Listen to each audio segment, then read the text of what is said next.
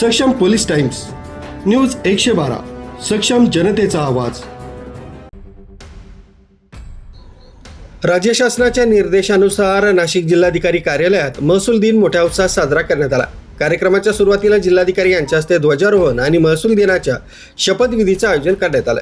यावेळी महसूल विभागातील अधिकारी, कर्मचारी आणि नागरिक मोठ्या संख्येने उपस्थित होते।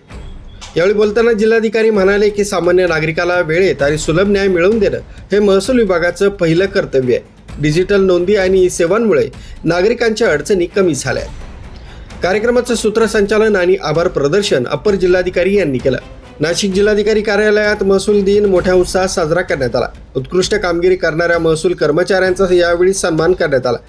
यावेळी शेतकऱ्यांना विविध योजनांचे लाभपत्र वितरणही करण्यात आली। पारदर्शी प्रशासन हा यंदाच्या महसूल दिनाचा संदेश देण्यात आला। न्यूज ब्युरो, सक्षम पोलीस टाइम्स, न्यूज 112 नाशिक।